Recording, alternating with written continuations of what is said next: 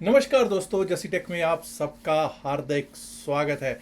एक gap down, एक शानदार गैप डाउन ओपनिंग होती हुई हमको दिखाई दी और वहीं से अपसाइड का एक रुख होता हुआ दिखाई दिया। बेसिकली हम लोग कह रहे थे कि सेल ऑन बाउंस, लेकिन आज किसी बाउंस पे भी सेलिंग आती हुई हमको दिखाई नहीं पड़ी है। और दोस्तों, आज का हीरो हीरो आपको मालूम है रिलायंस इंडस्ट्रीज लिमिटेड था। जब वो चलता है तो फिर वो आपको पता है कि उसका ध्वजा फहराता ही चला जाता है और पूरी मार्केट को ऊपर को लेके चला जाता है। कल यानी कि 21 मई बृहस्पतिवार को बीएससी सेंसेक्स की एक्सपायरी भी होनी है, उस पर भी हम लोग करेंगे चर्चा। जब आज आप गैप डाउन देख रहे थे तो गैप डाउन एक बड़ा गैप डाउन था, 23,500 के भी नीचे का वो गैप डाउन था। लेकिन वहां पर क्या होता है, जब इतना बड़ा गैप डाउन होता है तो जो शॉर्ट करके गए हुए होते हैं वो क्या करते हैं, पहली फुर्सत में वो अपने शॉर्ट्स को बुक करते हैं। बुक करने के बाद अपसाइड का एक रुख, एक बाउंस अपसाइड का आना था, बिल्कुल आया। लेकिन ऐसा अनुमान था कि भाई 23,500 शैल एक्ट एज अ रेजिस्टेंस, लेकिन उसके ऊपर चला गया। जब वो 23,500 एक साइकोलॉजिकल लेवल है, 23,500 के ऊपर चलने लग गया तो हमको ये देखना था कि पिछले दिन का लो, पिछले दिन का क्लोज क्या वो टेस्ट करता है। उसने उसको भी टेस्ट किया और जब पिछले दिन का क्लोज आई थिंक 23,618 23,618, जब हमारी निफ्टी 50 की एक्सपायरी हुई थी मंगलवार को 23,618 पे हुई थी, अगर उसके ऊपर चलता है तो वही 23,700 को एक बार को स्ट्राइक करने के लिए जा सकता है। और वैसा ही हमको आज देखने को प्राप्त भी हुआ। एक बार को देखते हैं कि किस तरह से मार्केट आज चली है और कल के लिए क्या रह सकती हैं संभावनाएं, सेंसेक्स की एक्सपायरी किस तरह चल सकती है। आपके सामने मैंने निफ्टी 50 का चार्ट रखा है 5 मिनट का। अगर आप 5 मिनट का चार्ट देखते हो तो आप देख सकते हैं कि हमारा 23,400 वाला लेवल था, वो पहले 5 मिनट में ही 23,450 के नीचे हम ओपन हो रहे थे। उसके आसपास 23,450 के आसपास हम ओपन हो रहे थे और 23,400 को टेस्ट किया। 23,397 का लो लगा पहले 5 मिनट में ही। उसके बाद आप चेक कीजिए कि ऊपर का ही रुख होता गया। 23,500 एक बार को लगा था कि रेजिस्टेंस का काम करेगा, लेकिन ये उसके ऊपर टिकने लग गया, फिर से टूटा, बट ज़्यादा देर नहीं टिका और फिर से वापस इसने 23,587 को टेस्ट करने की कोशिश की। याद कीजिएगा 23,587 क्या था, 23,587 पिछले दिन का लो था। और जब ये लो के ऊपर चलने लग जाते हैं तो हम लोग कहते हैं कि भाई गैप डाउन थ्योरी का यहाँ से एक्टिवेशन हो गया है। उसके सिनेरियो में क्या होता कि कल के क्लोज को सबसे पहले टेस्ट करता। क्लोज को तो भाई 10 मिनट 15 मिनट में ही इसने टेस्ट कर लिया था और वहां पर जाके इसको रेजिस्टेंस मिला। 23,618 625 के आसपास रेजिस्टेंस मिला, नीचे आए, लेकिन 23,587 जो पिछले दिन का लो था उसने सपोर्ट कर दिया। काफ़ी देर तक जद्दोजहद चलती गई, लेकिन 1:45 के बाद हम ऐसे दौड़े कि पिछले दिन का क्लोज के ऊपर चलने लगे और जब चलने लगे तो 23,700 की और हमारा रास्ता खुल गया था। 23,690 की हमारा हाई लगा और 23,659 660 23,659 का हमारा हुआ है क्लोज। और दोस्तों, हो भी क्यों ना ऐसा, हो भी क्यों ना, जब आपको मालूम है कि भाई रिलायंस इंडस्ट्रीज लिमिटेड, देखिए इंडेक्स मूवर्स अपवर्ड में कौन था, रिलायंस इंडस्ट्रीज लिमिटेड। जब लेकर ये चलता है तो झंडा जब इसका बुलंद होता है तो फिर आपको पता है इसको कोई रोक नहीं सकता। तो यही था आज का hero. Hindalco, axis bank, Bajaj auto और महिंद्रा एंड महिंद्रा भी अपना काम करते हुए दिखाई दे रहे थे। वहीं नतीजों के बाद नतीजों का असर बीईएल टूटा हुआ दिखाई दे रहा है। और दोस्तों, अगर हम डाउनवर्ड की बात करेंगे तो कौन कौन नीचे लेके जा रहा था, Infosys, ICICI bank, HDFC bank, BEL.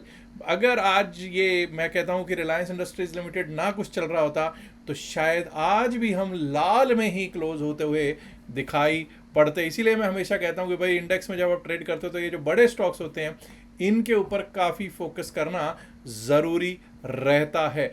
अब निफ्टी 50 तो हमारा आज हुआ है 41 पॉइंट प्लस में क्लोज। क्या बैंक निफ्टी की स्थितियां हैं, आइए देखते हैं।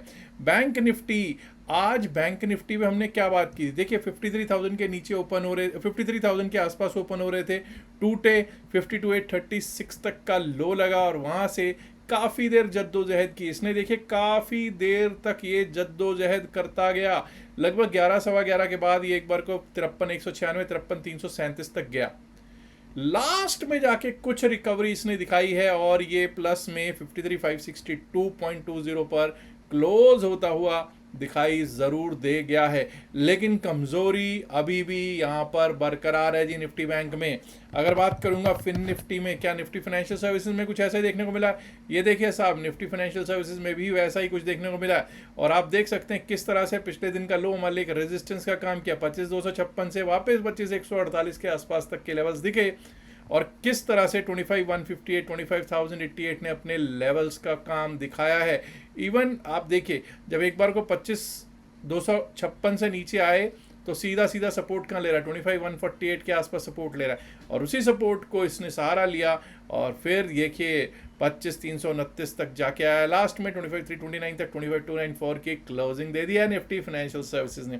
अब निफ्टी मिड कैप को भी देख लेते हैं, ये ज़रूरी है क्योंकि मैंने आपको बताया कि भाई ये जो है ना, ये अलग ही कैटेगरी में है। यहाँ पर हमारा एक लेवल था 14,152, हालांकि हमने बात की थी ये डाउन साइड का लेवल है, लेकिन उसके नीचे हम ओपन हो रहे थे और वहीं से हम उठे, और जब उठे तो ऐसे उठे 14,212 भी आया, 14,334 का एक लेवल था वो भी हमको पार करते हुए दिखे, और दोस्तों 14,391 का हाई लगा है, 14,391 का हाई लगा है, 14,369 370 पर हमारी क्लोजिंग होती हुई दिखाई दी है, 70 पॉइंट प्लस में ही क्लोजिंग होती हुई निफ्टी मिड कैप की दिखाई दी।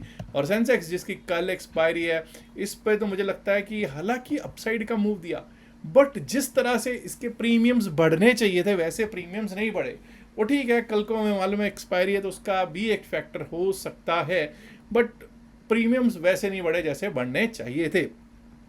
यहाँ पर भी हम चौथे पांचवें लेवल, नीचे वाले लेवल्स पे ओपन हो रहे थे और वहीं से हम अपसाइड का रुख ही करते हुए दिखाई दिए हैं।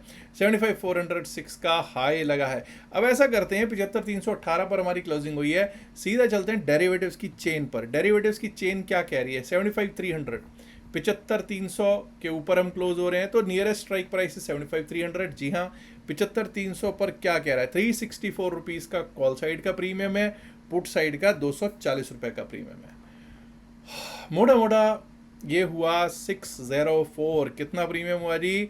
604 रुपीज़ का ये प्रीमियम हमको होता हुआ दिखाई दे रहा है। 604 रुपये, आपको याद होगा कि अब पिछले हफ्ते शायद 800 कुछ रुपए का प्रीमियम था स्ट्रैडल का, उससे पिछले हफ्ते शायद 1200 1250 का भी प्रीमियम हमने स्ट्रैडल का देखा है। तो स्ट्रैडल का प्रीमियम कम होता जा रहा है, यानी कि वोलेटिलिटी थोड़ी थोड़ी घटती हुई दिखाई देने लग गई है, बट फिर भी भाई 600 पॉइंट का स्ट्रैडल कोई छोटा स्ट्रैडल तो नहीं है।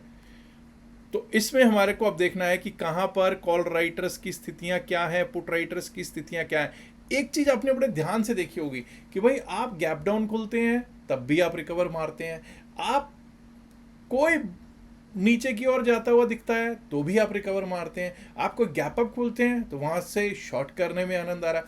Basically supports and resistances test हो रहे हैं जी, सपोर्ट्स और रेजिस्टेंसेस में कंसोलिडेशन चल रही है और कुछ नहीं हो रहा। एनीवे 74,300 के ऊपर अगर हम देखेंगे तो 74,500 पर 75,500 माफ कीजिए, मैंने 74 बोल दिया, 75,500 पर भी कॉल राइटर कोई खास ऐसा नहीं दिख रहा। हालांकि अच्छी खासी संख्या में ओआई है, लेकिन चेंज इन ओआई देखिए, घबराहट है लोगों में कि भाई ये 75,500 टूट सकता है। 6,822 जो है माइनस यानी अनवाइंड करके चले गए हैं, तो यानी 75,500 के ऊपर एक बार को अपसाइड का मूव अच्छा खासा मिल सकता है। और उसके ऊपर भी अगर बात करेंगे तो 75,800, 75,800, 75,800 के ऊपर 76,000 तक का एक लेवल दिखाई दे सकता है, क्योंकि 76,000 यानी 76,000 पर ही आपको अच्छा खासा ओआई दिखाई दे रहा है। 76,000 सबसे बड़ा रेजिस्टेंस है जी। और दूसरी तरफ अगर डाउन साइड की बात करेंगे, 75,300 पे पुट राइटिंग अच्छी खासी है, जबरदस्त पुट राइटिंग है, जबरदस्त 75,300 पर पुट राइटिंग है। इसके नीचे चलते हैं तो 75,200, 75,000 पर तो बहुत ही अच्छी पुट राइटिंग बनी हुई है। तो बेसिकली अगर बात करें तो 75,300 और 75,000 बहुत ही शानदार पुट राइटर्स के जोन हैं। अब ज़रा बात कर लेते हैं, एक बार चार्ट पर चलते हैं और देखने की कोशिश करते हैं कि क्या लेवल्स अपसाइड के लिए रहने चाहिए। देखिए, जैसे हमने बात की कि 75,300 बहुत ही अच्छा एक सपोर्ट का काम कर सकता है, बिल्कुल सही बात है, लेकिन हम कल के लिए 75,406 को तवज्जो देंगे, रिस्पेक्ट देंगे, इज्जत देंगे।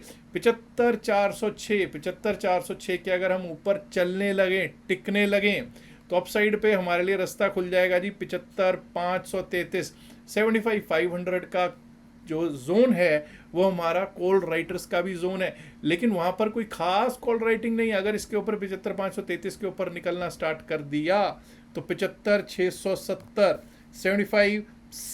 75,670 का लेवल दिखाई पड़ सकता है जी।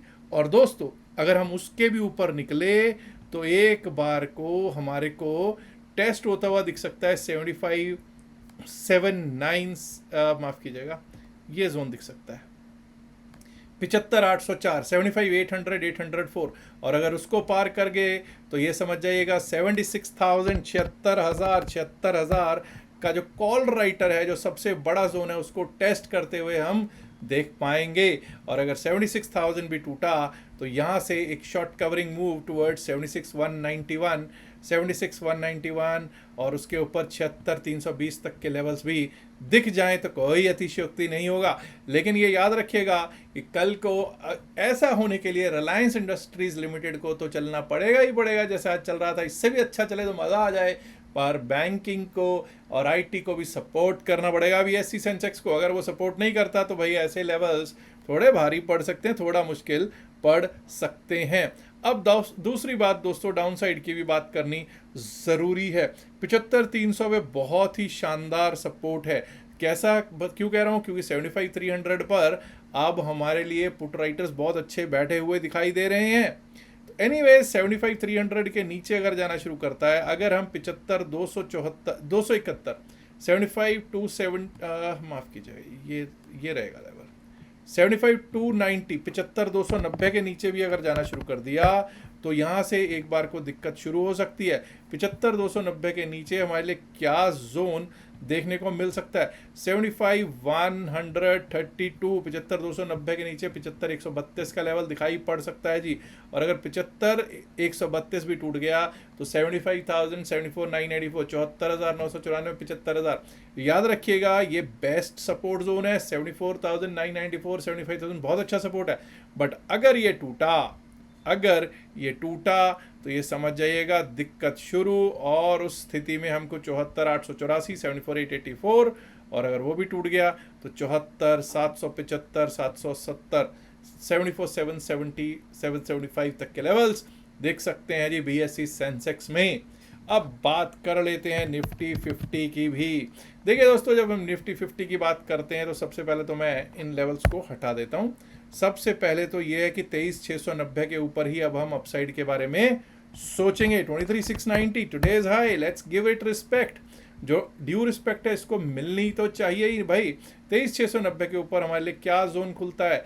23,690 के ऊपर हमारे लिए जोन खुलता है 23,733 का, 23,733 का, और उसके ऊपर निकलते हैं तो 23,782, 23,782, और वो भी टूटता है अपसाइड के लिए तो 23,839, 23,839। above that we might be able to see 23,886, 23,927, और भाई अगर वो भी आ जाए तो हो क्यों ना 24,000 भी आ जाएगा तो आनंद ही आ जाएगा। लेकिन ये मत भूलिएगा कि भाई डाउन साइड के लेवल्स की क्या हैं स्थितियां, वो भी यहाँ पर देख लेते हैं।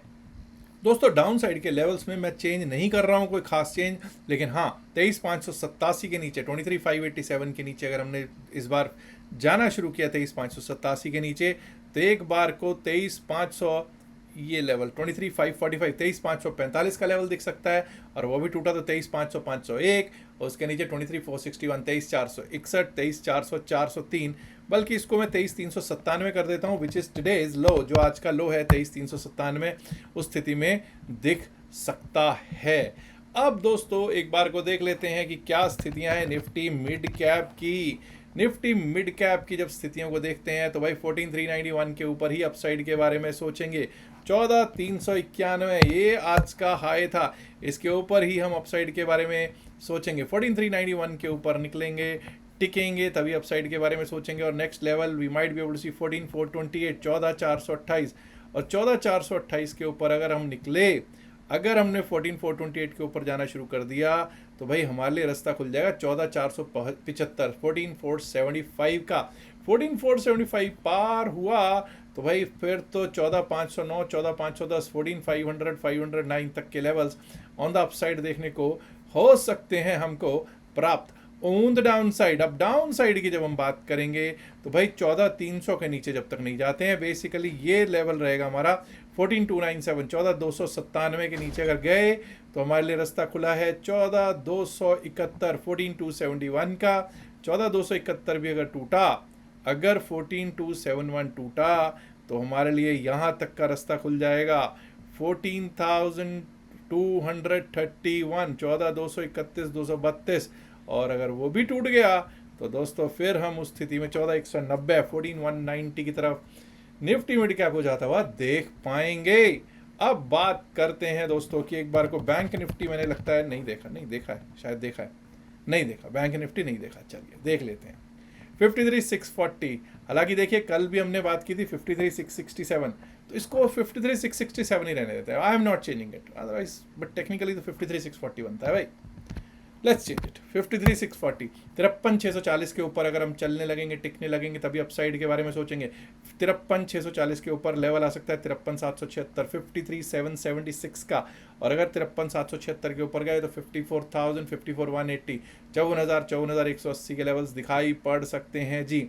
ऑन द डाउन साइड, अब डाउन साइड की जब हम बात करेंगे तो भाई डाउन साइड पे अगर इस बार हमारा 53,396, 53,396 कटता है तो हमारे लिए रास्ता जो है वो खुल जाएगा 53,396 के नीचे हमारा रास्ता है 53,257, 53,257, और 53,257 भी अगर कट गया तो एक बार को दोस्तों हम लोगों को टेस्ट करता हुआ दिख जाएगा ये लेवल, दैट इज 53,080, 53,080 भी अगर कटा तो भाई फिर ये समझ जाइएगा आपके एक बार को 52,951 से 53,000, 52,951 टू 53,000 के लेवल्स दिखाई पड़ सकते हैं ऑन निफ्टी बैंक। ये दोस्तों बात हुई bank nifty, fin nifty, mid cap nifty और सेंसेक्स के लेवल्स की। बस दोस्तों इतना ध्यान रखना कि कल की सेंसेक्स की एक्सपायरी में जब आप ट्रेड लें तो 2-3 चीज़ों का बहुत खास करके ध्यान रखना है। एक तो पहले तो मैं ये उम्मीद कर रहा हूँ कि कोई होल्ड करके कल के लिए नहीं गया होगा। अगर कोई होल्ड करके गया है तो भाई बस फिर तो अब तो ऊपर वाला ही आपको बचा सकता है, क्योंकि आज रात में जितनी प्रीमियम मीटिंग होगी और अगर बाई चांस किसी भी कारण अगर फ्लैट ओपनिंग हो गई तो आपको मालूम ही है कि आपके साथ क्या होने वाला है। बस जो भी मूवमेंट आए, अच्छा खासा बड़ा मूवमेंट आए, किसी भी तरफ का आए, कल को अच्छा खासा मूवमेंट आना चाहिए तो मज़ा आ जाएगा। दूसरी चीज़ ये कहूँगा कि आप जब भी ट्रेड लें तो in the money option trade ही लें, कोई भी out of the money option trade लेकर गलती ना करें। आपने निफ्टी 50 की एक्सपायरी में भी देखा कि पूरा दिन प्रीमियम मीटिंग होती रही, उसके बाद 2:30 बजे के बाद एक मूवमेंट आया, लेकिन क्या 2:30 बजे तक, निफ्टी 50 की एक्सपायरी की बात कर रहा हूँ, 2:30 बजे तक क्या आप लोगों में इतना पेशेंस था कि उस जगह बैठे रहते? नहीं बैठे रहते। 2:30 बजे की बजाय भी 2:45 बजे के करीब ही वो मूवमेंट आया था। एनीवेज अगर कल को ऐसा होता है तो आप सब फंस सकते हैं, इसलिए एवरेजिंग बिल्कुल भी मत कीजिएगा। इन द मनी ट्रेड में ही ऑप्शन लीजिएगा। एवरेजिंग से जितना हो सके उतना बचना ही बेहतर रहता है, अदरवाइज आपकी जेब का पैसा खाली हो जाएगा। और अगर कल जेब का पैसा खाली हो जाएगा बृहस्पतिवार को, तो शुक्रवार को ट्रेड करने लायक कहाँ रहोगे? लाला की जेब में पैसा नहीं होएगा तो लाला काम कैसे करेगा? ठीक है जी, तो यही मेरे लिए मेरी रिक्वेस्ट है आपसे। अच्छा हाँ, एक आप ऊपर देख रहे होंगे QR कोड लगा हुआ है और आपको वहाँ पे लिखा हुआ आ रहा होगा use the QR code to open your free cryptocurrency account in Delta Exchange. आप इस अकाउंट को खोल सकते हैं, इस जो QR कोड है उससे भी खोल सकते हैं। नीचे description of the video, pin message of the video में भी मैंने लिंक दे रखा है, वहाँ से भी खोल सकते हैं। टेलीग्राम से भी अगर आप जुड़ना चाहें तो टेलीग्राम से भी जुड़ सकते हैं, वहाँ वो भी लिंक आपको नीचे डिस्क्रिप्शन और pin message of the video में दे रखा है। याद रखिएगा जो भी बातचीत इस वीडियो में की गई है सिर्फ और सिर्फ एकेडमिक पर्पस से की गई है। इसका बायसल की सलाह से कोई लेना देना नहीं है। बायसल की सलाह के लिए आप अपने फाइनेंशियल एडवाइजर से बात कर सकते हैं। उम्मीद करता हूँ, इल्तिजा करता हूँ, गुजारिश करता हूँ, रिक्वेस्ट करता हूँ कि इस वीडियो को लाइक कीजिएगा, शेयर कीजिएगा इस वीडियो को अपने दोस्तों के साथ ज़्यादा से ज़्यादा संख्या में। एंड माय डियर फ्रेंड्स, अगर आपने अभी तक जैसे चैनल को सब्सक्राइब नहीं किया, देर किस बात की, सब्सक्राइब करना तो बनता है ना दोस्तों। शुक्रिया, नमस्कार, धन्यवाद, good luck for tomorrow, bye bye.